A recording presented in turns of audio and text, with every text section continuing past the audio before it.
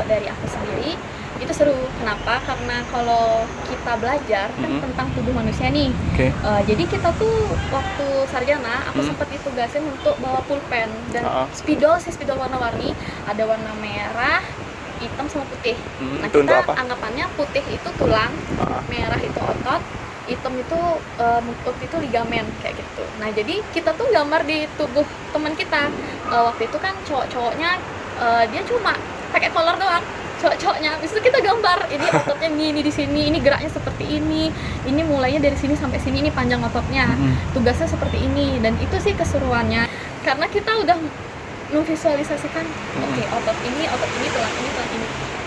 Seru sih. Wah. Kalau laki-laki kira kisaran berapa orang? 1/4. Ya, boleh lah. Ya, kalau kita dikasih flashback mungkin aku bisa kuliah di fisioterapi. Iya, boleh. Cuman nanya nih Kak, ya. Kan aku sering pegel nih, sendi-sendi.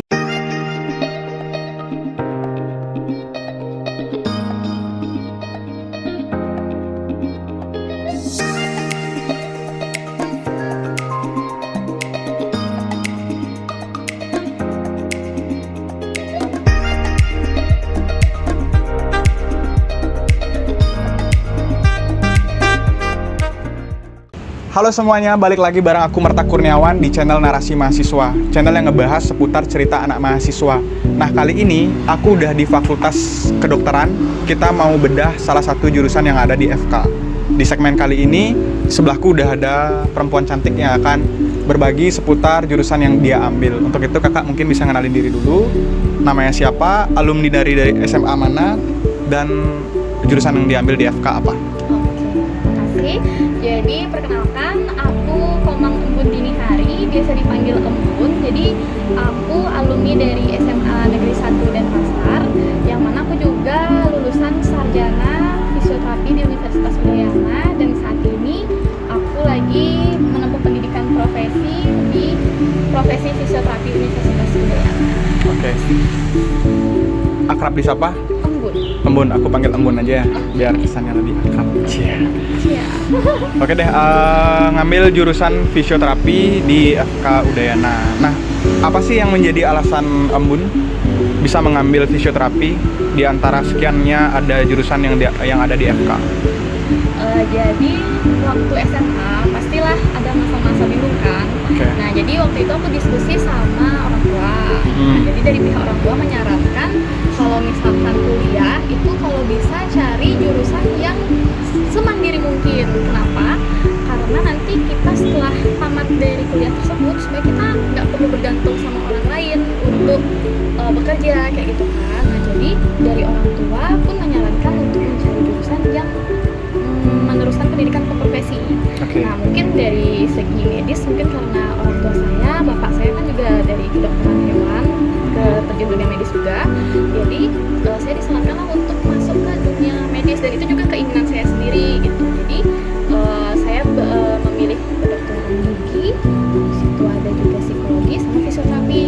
Nah, dari ketiga itu kebetulan saya lulus dari SBMPTN. SBM nih tes. Nah, itu lulus dari fisioterapi gitu. Berarti fisioterapi ini pilihan keberapa ya dari sekian? Ketiga. Tapi memang tertarik juga sih karena kebetulan waktu saya angkatan 2017 itu kan fisioterapi belum terkenal gitu kan. Jadi kayak peluangnya itu kayak kayaknya besar banget sih untuk kedepannya kan dunia kerja kayak gitu. Selain itu juga fisioterapi ini lingkup geraknya itu bagus banget untuk prospek kerja kedepannya. Satu, bisa di bidang promotif, preventif, kuratif, sama rehabilitatif, kan luas banget nih. Jadi kita, aku pun bersama orang tua aku pun berpikir ini kayaknya bakal bagus banget kedepannya dan langka karena waktu itu masih belum ada gitu. Jadi itu sih alasan. Oke, berarti itu alasan kenapa bisa memilih fisioterapi yang benar-benar jadi jurusan yang ditekuni selama kuliah. Tapi kalau kita ngomongin fisioterapi nih, fisioterapi itu belajarin tentang apa sih Kak?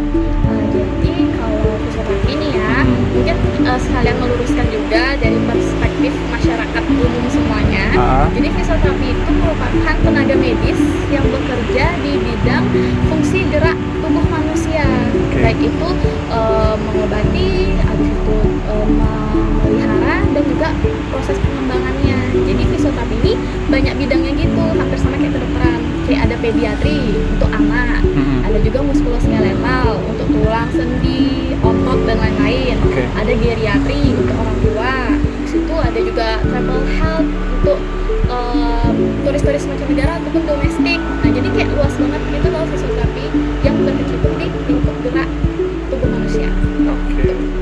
Berarti sejauh ini menurut kakak passion nggak masuk di fisioterapi? Terus ada nggak kompetensi atau kualifikasi khusus yang harus dimiliki adik-adik kita SMA SMK untuk bisa masuk ke fisioterapi? Mungkin orangnya harus jago menghafal. Kalau kedokteran kan mungkin banyak hafalan ya.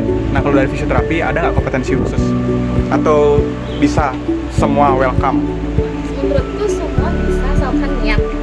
Tapi kalau dari segi hukum itu kan harus dari jurusan IPA kan yang masuk fisioterapi. Kenapa kayak gitu? Karena kan seperti yang saya jelaskan tadi, itu kan lingkup gerak tubuh manusia yang notabene kalian kalau nanti terjun ke dunia fisioterapi itu kan harus memahami ratusan otot, ratusan tulang, habis itu mekanisme kerjanya gimana kayak gitu. Jadi memang harus niat sih. Kalau udah niat apapun pasti lewat. Nah, kan banyak banget nih di media yang apa ya, kayak ahli-ahli pijat kretek-kretek gitulah. Nah itu tanggapan dari Kak Embun itu kayak gimana? Karena mungkin mindset dari orang-orang zaman dahulu ya, kalau anaknya keseleo atau apa kesalahan pada sendinya mungkin diarahkan ke tukang pijat tradisional, bukan ke fisioterapi. Nah itu menurut kakak gimana? Jadi sebenarnya itu menurut saya kesalahan, bukan kesalahan juga sih, maksudnya miskomunikasi antara kedua belah pihak, baik itu fisioterapinya ataupun masyarakatnya. Jadi di sini keduanya sama-sama harus berperan penting untuk open minded, dalam artian fisioterapi juga promosi tentang keberadaan fisioterapi dan masyarakat pun harus open minded bahwa fisioterapi itu perannya seperti ini. Alur saya kalau misalkan mengalami ini harusnya ke sini. Bukan maksud saya untuk melarang tidak ke sana, itu kan kembali lagi ke pilihan masyarakat.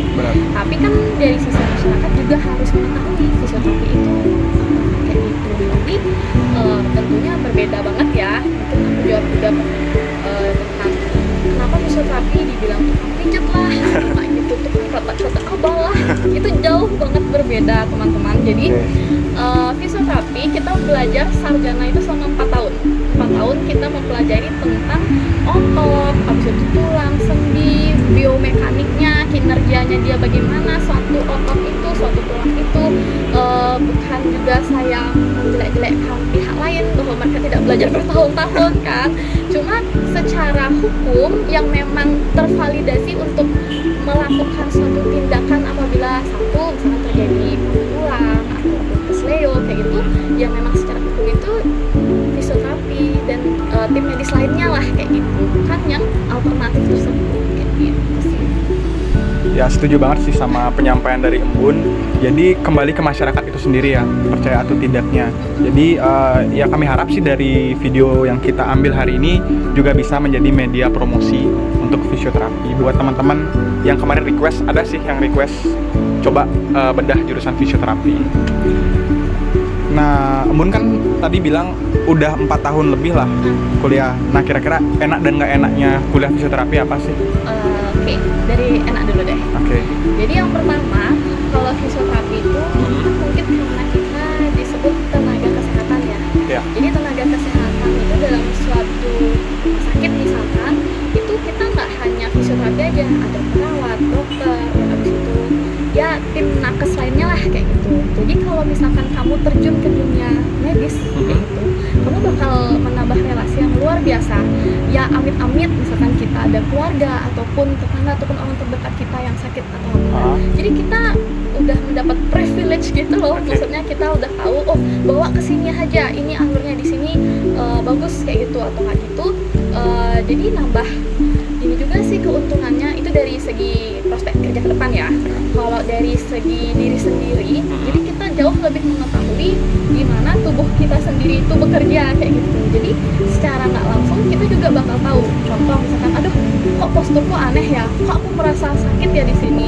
Oh, jadi kita bisa memeriksa diri sendiri kayak gitu, mengetahui indikasi permasalahan kita seperti apa kayak gitu. Itu keuntungannya.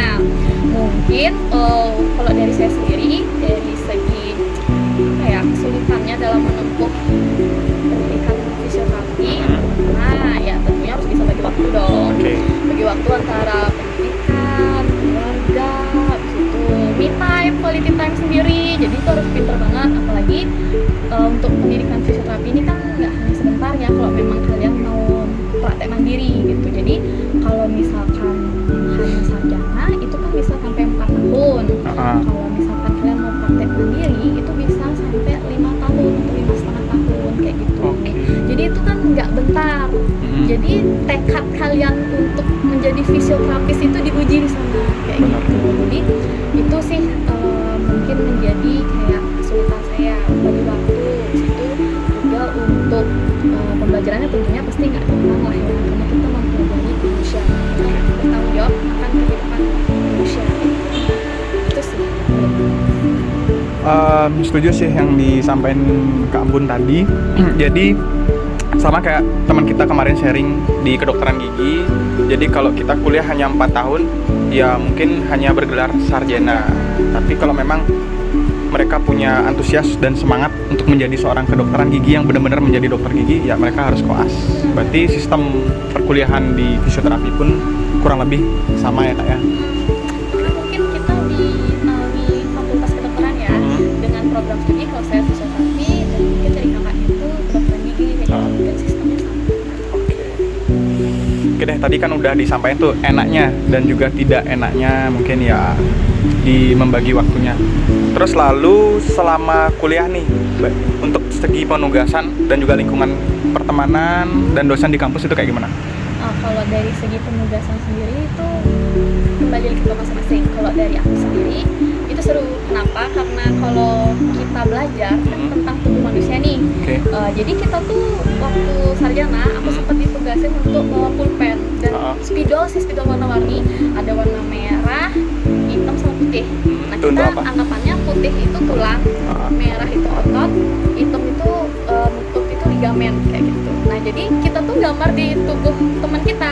Waktu itu kan cowok-cowoknya dia cuma pakai kolor doang, cowok-cowoknya. Habis itu kita gambar, ini ototnya gini di sini, ini geraknya seperti ini mulainya dari sini sampai sini, ini panjang ototnya, tugasnya seperti ini. Dan itu sih keseruannya dan menurutku yang paling menarik sih pembelajarannya. Jadi kita langsung memvisualisasikan. Jadi nanti kita kalau melihat pasien nih, melihat pertama sasrat kayak gitu. Oke, posturnya seperti ini, otot yang begini seperti ini kayak gitu. Jadi seru aja karena kita udah memvisualisasikan. Oke, otot ini, tulang ini. Seru sih. Banyak banget plus kuliah di fisioterapi sebenarnya. Tapi mayoritas perempuan atau ada laki-laki juga? Mayoritas untuk yang angkatanku perempuan. Kalau laki-laki kira kisaran berapa orang?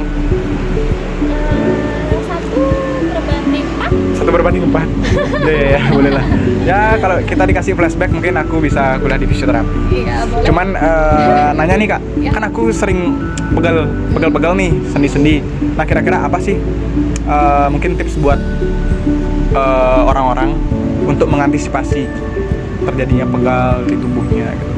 Jadi kalau misalkan di fisioterapi itu harus dibedakan dulu yang kakak rasain atau Marta rasain itu pegal atau nyeri atau rasa nggak nyaman kayak gitu. Jadi kalau misalkan pegal itu tergantung lagi posisinya di mana kayak gitu. Jadi kalau misalkan fisioterapi ingin menyarankan sesuatu hal supaya kita juga nggak malpraktek gitu, kita harus menggali lebih dalam lagi, kayak bahasa medisnya anamnesis lebih dalam lagi. Itu keluhannya di mana, munculnya kapan saja, pagi, siang, atau malam, atau terus-terusan kah? Habis itu sejak kapan kah? Apakah itu akut atau kronis gitu. Jadi kalau saran saya misalkan ada keluhan, itu pun bertahan misalkan lebih dari 3 hari atau lebih dari 5 hari lah paling maksimal, itu mungkin bisa dikonsultasikan ke Kak Ambun. ke dokter dulu atau gitu. Misalkan ada saudara atau rekan kerja ataupun orang terdekat kita yang tim medis, mungkin bisa ditanya ke sana dulu. Dalam artian mungkin perawat, mungkin dia mengerti atau mungkin bisa menyarankan kan ke dokter atau fisioterapi. Nanti dari fisioterapi tersebut pasti akan melakukan pemeriksaan kayak gitu, supaya aku pun kalau misalkan ditanya sama temen, Bun, aku ada keluhan seperti ini ini nih gitu via HP nih misalkan via WA. Terus aku pun nanya itu ya jadi bertele-tele kayak banyak banget. Jadi aku tanya ini apa pun jadinya obatnya, ya tunggu dulu aku belum tahu nih nanti biar nggak salah gitu loh. Soalnya kan itu benar-benar dalam. Kita pun fisioterapi ini kan kita nggak ada main suntik-suntikan ya, kita benar-benar full hand kayak gitu. Makanya kalau istilah fisioterapi itu mata kita tuh punya tangan kita tuh punya mata kayak gitu, karena kita tuh emang cuma berdasarkan ini kayak gitu. Makanya emang lebih baik ketemu langsung kalau mau konsultasi sama fisioterapi. Boleh dah, nanti kalau aku sakit leher lagi bisa sharing ke Embun dah. Oke deh. Nah tadi kan udah disampaikan banyak banget nih plus dan juga apa yang jadi minus di fisioterapi.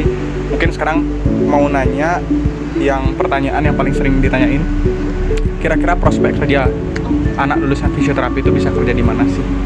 Selain di rumah sakit tentunya. Nah jadi semenjak Embun terjun ke dunia profesi, jadi itu benar-benar mata Embun itu benar-benar terbuka tentang prospek kerja fisioterapi. Seperti yang menjelaskan tadi di awal tentang pengertian fisioterapi, itu kan berperan di promotif, preventif, kuratif, sama rehabilitatif. Nah kalau promotif tentunya bisa mempromosikan fisioterapi itu seperti apa. Bahkan untuk promotif ini pun dan preventif itu nggak harus profesi loh. Itu dengan sarjana pun kalian bisa kayak itu, bermodalkan dengan ilmu pengetahuan.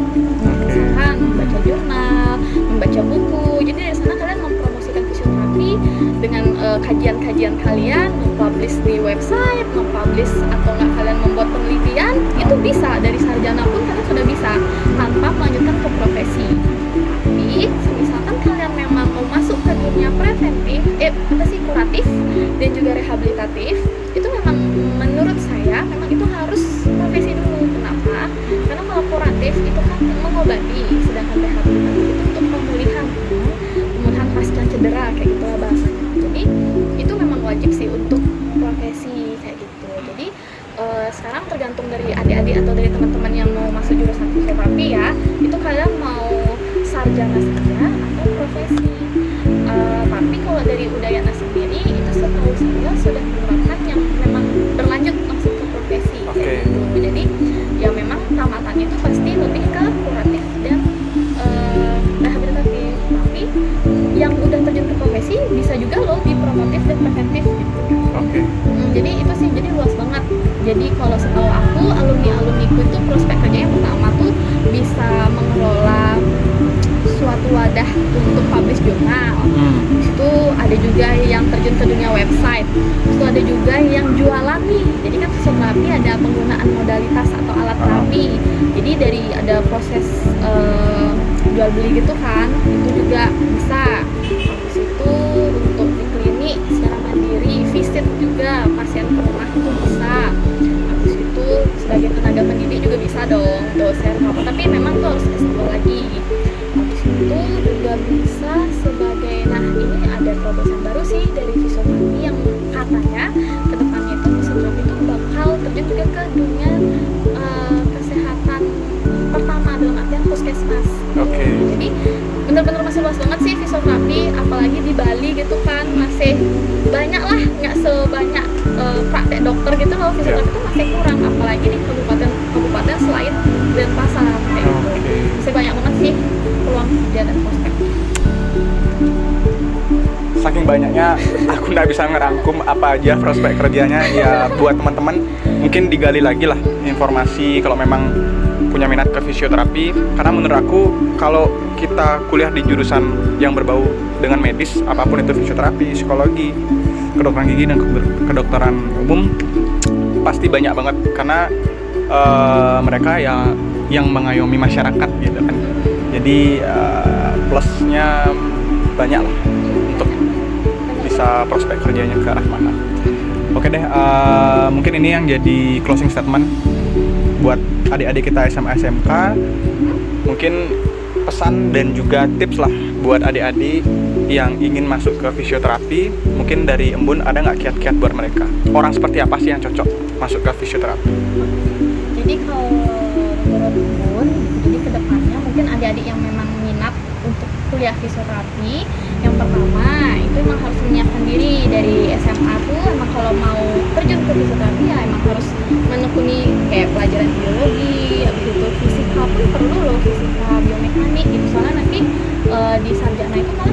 belajar juga ilmu-ilmu tuas pengungkit atau apa yang berkaitan sama tubuh manusia kayak gitu. Baik itu kalian mau di SMK kesehatan ataupun SMA negeri pun kalian bisa masuk ke dunia fisioterapi, karena teman-teman saya pun banyak ya yang dari SMK kesehatan itu ke fisioterapi gitu. Jadi itu nggak membungkus harapan kalian untuk belajar fisioterapi loh. Jadi intinya semangat, habis itu belajar dengan tekun, apapun itu pembelajarannya dari semester 1 sampai selanjutnya itu harus stabil kayak itulah ya, jangan pupus semangatnya kayak gitu. Habis itu untuk mungkin kedepannya kalau misalkan kalian memang kesulitan untuk mempelajari pelajaran fisioterapi atau apa, mungkin kalian bisa diskusi sama senior-senior kalian nanti, misalkan via chat langsung sama mereka, atau intinya sharing ilmu lah sama senior, mungkin kan bisa membawa kalian ke arah mana sih nih problem kalian itu, supaya nggak keluar jalur kayak gitu sih. Jadi semangat deh untuk masuk fisioterapi, jangan patah untuk menyerah. Asik. Jangan patah untuk menyerah. Pantang untuk menyerah. Jangan pantang untuk menyerah. Buat mereka ya, adik-adik SMA yang punya minat masuk ke jurusan fisioterapi. Ada lagi? Apa lagi ya? Katanya ada gini ya, apa? Buat web. Iya. Nah, itu bisa sharing nggak sedikit? Oh iya, aku juga udah jelasin sih di web. Jadi bisa kunjungi ya. halofisioterapi.com. Nah, jadi di halofisioterapi.com itu udah jelasin juga kok apa itu fisioterapi kayak gitu secara detail, dan di website kami itu juga menjual alat iya, menjelaskan tentang jurnal-jurnal iya, di situ artikel kesehatan untuk masyarakat umum juga iya, dan kedepannya mungkin kita bisa memfasilitasi kalian untuk teman-teman ataupun orang-orang masyarakat luas yang membutuhkan fisioterapi. Ada lagi? Tidak ada. Udah kalau gitu mungkin dari teman-teman SMA SMK yang nonton video ini silakan kalian rangkum sendiri, karena aku udah gak kebayang, karena banyak banget penjelasan dari fisioterapi yang mungkin perlu juga aku telusuri. Mungkin aku juga mau nyoba kunjungi lah website Halo Fisioterapi. Ya, semoga video ini bisa bermanfaat buat teman-teman. Jika kalian suka, jangan lupa di like, bantu kami subscribe dan bagikan link video ini ke teman kalian. See you and bye-bye.